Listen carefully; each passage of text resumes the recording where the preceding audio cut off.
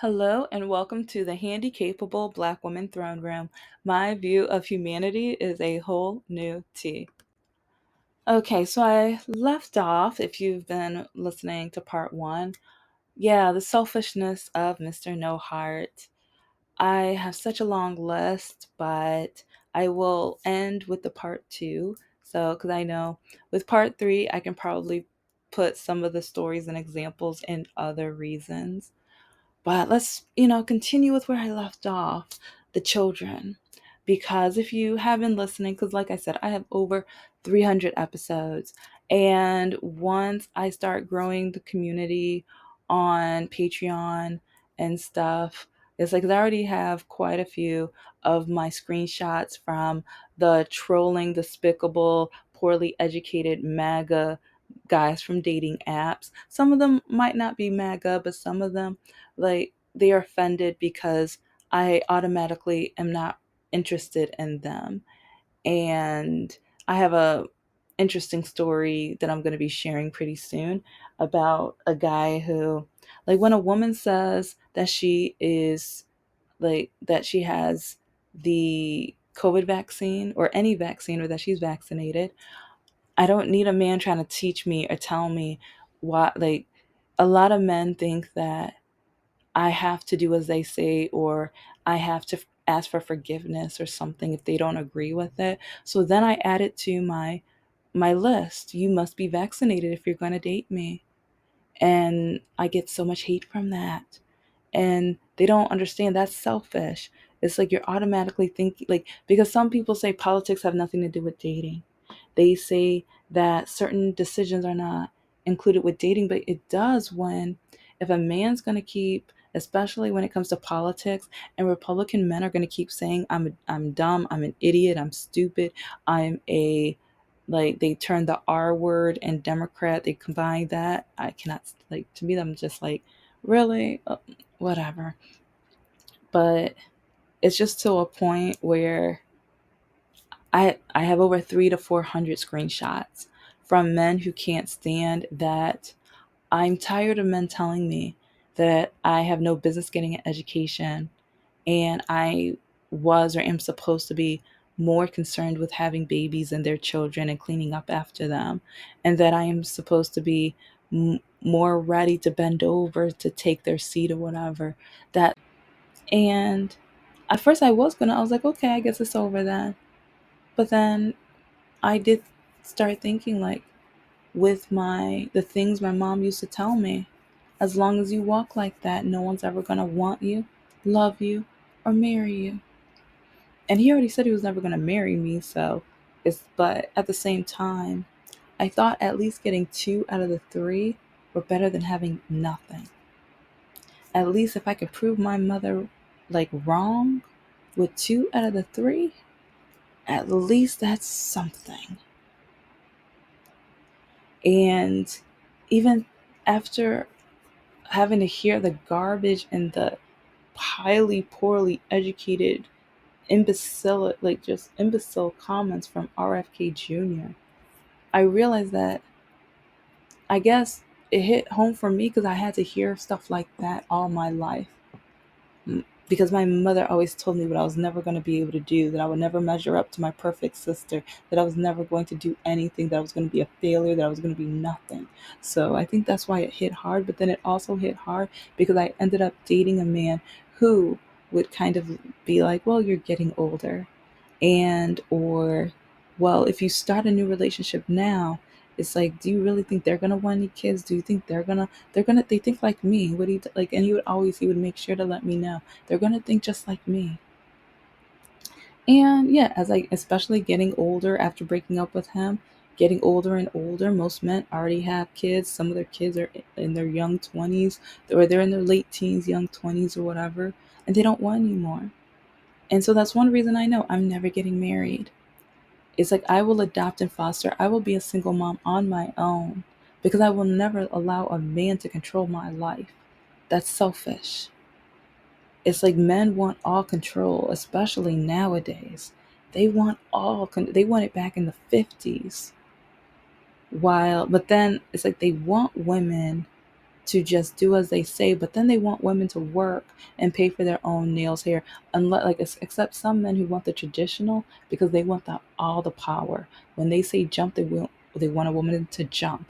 If they say they want a sandwich, they want that woman to not only make their sandwich, they want to make sure that woman knows exactly how he wants it.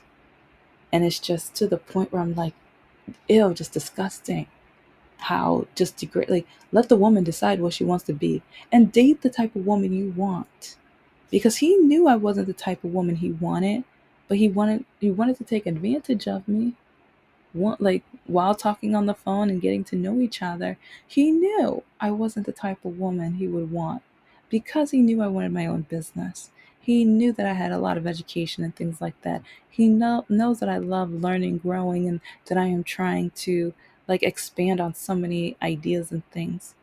But he knew about my disability, or it was undiagnosed, but he knew, like, some men, they hate how I walk. They do, and it's embarrassing to them. But then with him and a couple other guys, they saw it as a chance to be able to take control over me. And he was one of those men. He did so much, so often. And so, anyway, it's like, don't let anyone do that to you. Don't let, like, I am so frustrated with myself because this is where like some of the religion comes in. I was trying to have the, if not husband, just a man for the rest of my life with the house and a career and kids and had like, but even, but then he threatened to take the kids part away. So it's like from the Christian like thing, I'm like, okay, you're taking away the family component, something that I want. And he told me just take, it's like, and a lot of men are so selfish with this, but so many men have told me, just help me take care of mine. My kids will be your kids. No, no, no, that's not how kids work. They have a mother. They have a mother. And then with Mr. NoHeart's ex-wife and the mother of his children, she threatened to buy me and whip me until I die. With the youngest daughter, she would always tell her, "You, she's gonna be like the evil witch or the witch from Snow White. You better not eat her cooking, or you're gonna end up just like Snow White. You better not do this because you're going to end up like whichever other princesses, like, because even Aurora in Sleeping Beauty, yeah, she always like all of the ones that ended up, having a temporary nap, whatever. Yeah, and so I know that's one reason why she hated me so much was because of her mother. And I think because, like, especially when the oldest daughter would brag about me, either with my education or once I got my like the temporary like professor position and everything like that, it's like she hated that. Oh, he hated it too, but oh, she definitely hated that because I think she couldn't stand that her ex-husband found somebody with certain qualities or whatever. Because I'm not going to say higher or better because it's like, I know, like, you don't have to go to college to be smart. It's like you can drop out of high school because there are a lot of brilliant people. And that kind of brings me back to my list of standards.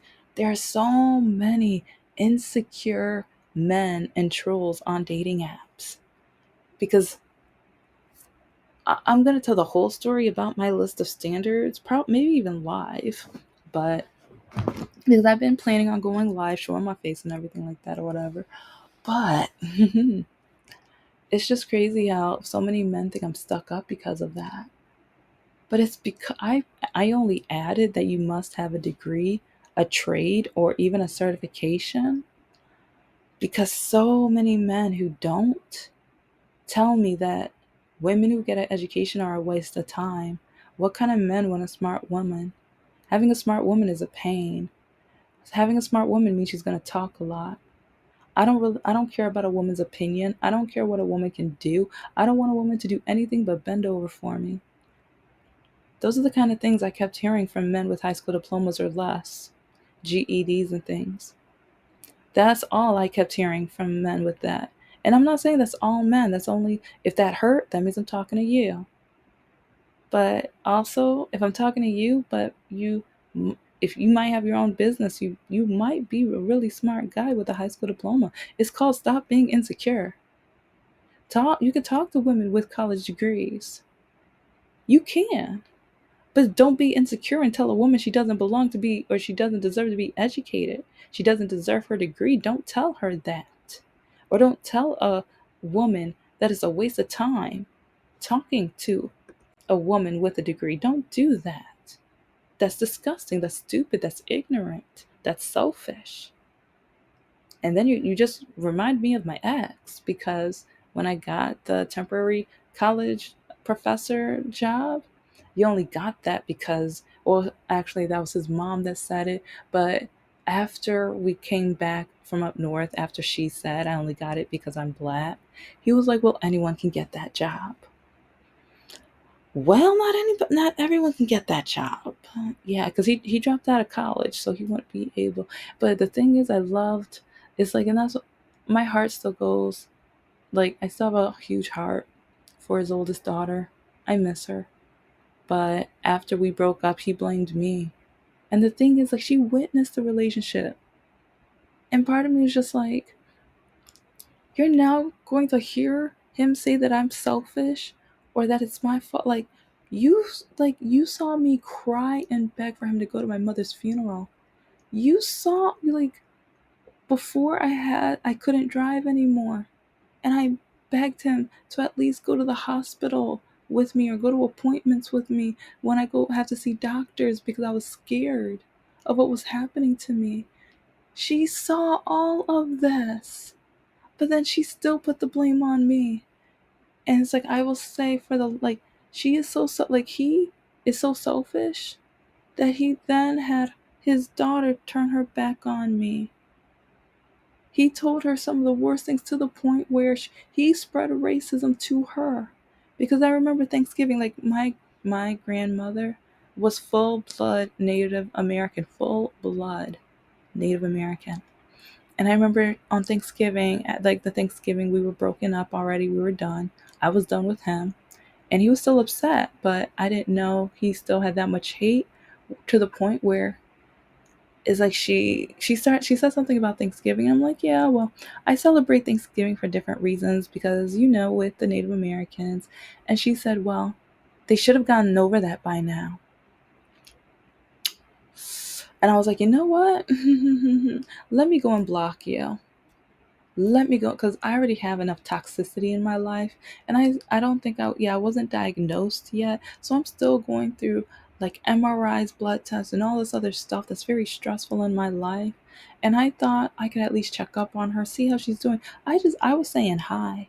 And, like, then I was like, you know what, have a happy Thanksgiving, how are you? And it's like, how I think this was her either senior year, or it was her first year of not being in school or whatever. Because, yeah, this is during COVID, so it's like, but I just remember that was her comment back to me, and that's when I realized, you know what? I'm not, like, she used to call me mom, and she said I was a better mother than her mom. Yeah. And so I was just to the point where I'm like, I know where I stand in your life. Don't worry. Don't worry. I will not have anything else to do in your life.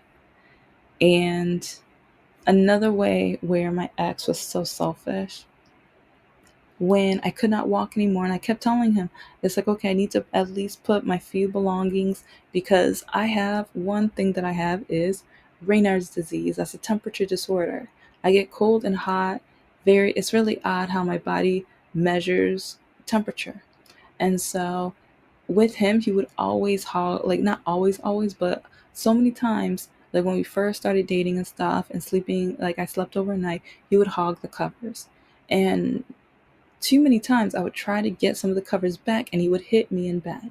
He was asleep, but he would literally, like, one time, he hit me so hard. Even the next morning, he woke up playing video games, and he said, oh, your side of your face is red. And I was like, oh, it's still red. Yeah, because you hit me. And he laughed. He laughed. I mean, he kind of said sorry, but he laughed. And so I brought, like, this was one of my favorite blankets because I bought this blanket during my master's while my mother was laughing at me, telling me I was never going to graduate and I was never going to make it or be anything in my life. It's like that was my comfort. Like while I was working on my papers, I would wrap myself in that blanket. That blanket means a lot to me because I got through and finished my second master's with that blanket. I remember finishing my last paper and having that over me because it was comforting me, because it's like after everything I've been through and after everything everyone told me I was never going to accomplish and do, this was my last paper. So that blanket means so much to me. And so when I couldn't drive anymore, I couldn't drive to his house and get the blanket. And it's the winter, like November, December, January, February, like these are the cold months. I needed the blanket because, for one, like sentimental reasons, but two, I don't want to have to get in the covers all the time because I don't want to have to fall asleep in and out all day. Can I just have the blanket so I can sit up and watch TV? I don't want to have to lay in bed. And I kept telling him that. But you know what he would tell me? You know what he would tell me. He would tell me, no, the blanket's staying here because after your surgery, this is going to make you like get yourself together and heal up so then you can start coming back over. That is what he told me over the phone several, because I asked him for the blanket several times, to the point where I just gave up because I'm just like, I don't know why you're doing this. I want my, that's my property. And you know I can't drive. You say you want me as like not a traditional wife, but you say you want me for the rest of your life. But you're not willing to do, like, when my car overheats, when my mother dies, when like with my surgery he never showed up, with like different medical like testing he didn't show up or check up on me, he never called me. I already did a full episode on my phone strike, and that's when I officially broke it off with him. And part of me just feel like, how would you guys feel after all of the examples? There are more. There are so many more, because even with YouTube, we both watched YouTube videos all the time, but I love watching like law documentaries. They don't have to be like the murder ones, but like different crimes and investigations. And then even, let's see, sometimes surgeries, like the ones where they would allow you to watch like some of the surgeries and stuff. Sometimes not live or whatever. I think that one doctor, they did get fired because they posted it live. But like we both loved anime, so it's like I remember the time when I asked him, I was like, "Oh," I was like, "Can we watch this on your laptop?" Or because he had his computer, and I always had to bring my laptop because he told me that he controls what we watch on YouTube. So if I want to watch anything different, and he always played video games, so he said, "It's like I don't get to choose what's going on in his computer. If I want to watch something, I had to bring it." And so I would do that. And there were some times where I would leave and go into the kitchen and watch stuff. And he's like, "What are you doing?" And he, like, sometimes it irritated him when I said, "Oh, I'm applying for it." Like, yeah, that adjunct professor job, which he was upset that I got the job. Because I remember that day he told me, "You're not going to get it. Why are you applying for that? Do you think you're actually qualified?" Because I remember he was saying all of these things. And this is another reason, like, red flag. Is if someone tells you that, break up immediately. I wanted to, but I was scared. I wanted to, but I was scared. And so, well, you know what? I'll move on to another example. But when you see red flags like that, think about it, analyze it, and either you can talk to them about it, but a lot of men will gaslight and blame you if you do that. So sometimes you just need to end it, and end it quickly, because some men will try to blame you and make it look like it's your fault. And men, this might be the other way around too. Because remember, I've only dated men so far, so I only know it from dating a man and stuff like that, or dating men. So if women are like this, let me know, tell me. But remember, since I don't date them, I don't know. I don't date women as of yet. I mean, It's very tempting compared to dating you guys. So, but oh, and I'm I don't know. It's just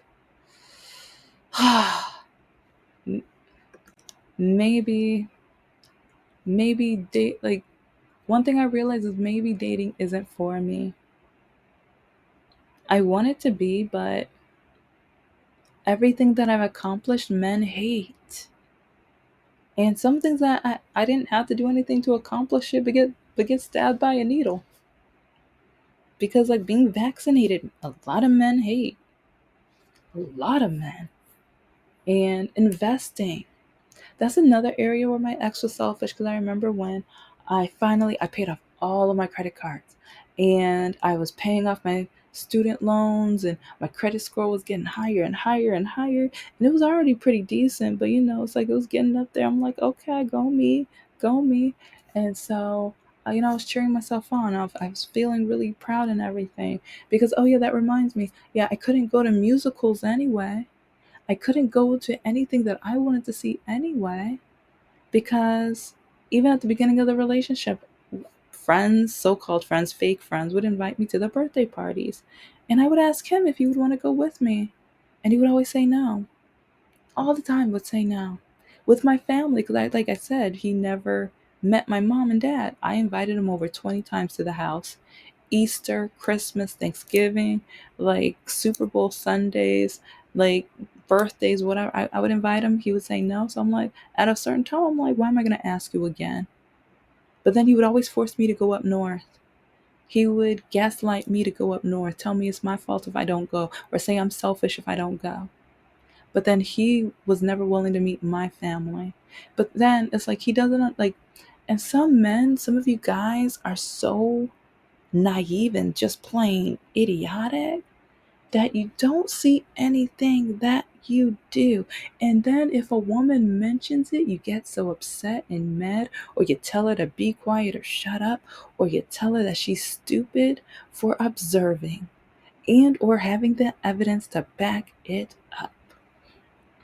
That's what like when it came to meeting my parents, yeah, but he would always tell me that I had to go see his and always figure out a way to gaslight me to make me feel bad to see his family, even his mother, his absolutely horrid mother. In my opinion, she's absolutely awful, horrid, bigot, but yeah. So if you've listened to the episodes, I talk about a lot of, like, I haven't even scraped the surface of all the awful things she said to me and how her and her family were trying to turn me Republican. I can't even, the thought of that, the thought of that. And if you're Republican and you're insulted, bye, I don't care. It's like, that's my opinion. I'm sticking to it. I don't have time for nonsense. I don't have time for people. Like, no, I don't. But at the end of the day, he did all of this and so many other things because when you're dating somebody, and if you're thinking of having it be a long-term relationship, and then you refuse to meet their family, but then you always tell them they have to meet yours, but then with family members or with family outings or friends outings, you refuse to go with them. So basically you're trying to cage them up to the point where their friends don't invite you anymore because you're not going to go anyway. So then it's to the point where they only know you, or they only know that boyfriend or girlfriend, that one person. That's what my ex did. That's what my ex did. And is it a blessing? Kind of, because I always checked up on them. They only invited me to stuff, but they never checked in on me. Even when I went and told a couple of them that my mom passed, they kind of didn't care. That hurt. Oh, that hurt. That's when I realized how our friendship was really. But then one time that I knew our relationship was coming to a close, because I already knew, but this signed it. Cross the T's, dotted the I's. When he was playing his video games, and he while he was playing, he told me, when my youngest daughter graduates, we're moving up to Lake City, Michigan. I was like, no, we're not. I'm not. He was like, yes, we are. I'm not. Yes, you are. I'm like, oh, so you want me to quit my jobs? You want me to stop my career? Like, and he was like, yes. He was like, you're moving up north. And oh, he was so upset when I was like, no, I'm not. I was like, you don't even meet my family. You don't even care about me. Like, no. And it's like, I stopped it there because I didn't want to have a full on fight because his daughters were there that weekend. But no, I'm not. And it's like, he told me that I'm not allowed to go to musicals and stuff because it's like he thinks musicals are only for women and gay men. And I was too nervous to go by myself. So yeah, he told me I wasn't allowed to go with anybody else. Yeah, that's the kind of man he was. And so that's another reason I was able to save so much money because I couldn't go to the musicals anyways because he wasn't going to allow me. All of the times I volunteered and stuff, he there to cheer me on? No, he told me it was a waste of time. The only I'm gonna end it with the phone calls because you guys, if you've been listening, you already know. Finish it here. If a woman has called you for almost every single day for 7 years and you can't even call to see how she was after her major surgery, something she's been scared and horrified of, and after she's already had one or two MRIs and everything, all the tests keep coming back clear, she's scared because now doctors are saying she might have cancer. But do you call her? You refuse. You say no. And then after she gets home, you ask if you can come over, and then you refuse.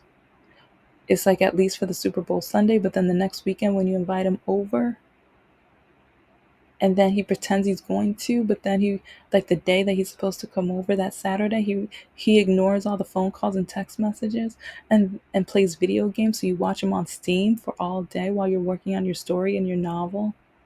And then around 9, 10, 11 o'clock at night, he texts you, oh, it's too late to come over now. I was busy all day. Yeah, busy playing video games, you stupid idiot. You were the one that told me to be your friend on Steam. You didn't know it was going to backfire to the point where I can prove that you're no good, selfish, idiotic, and just disgusting.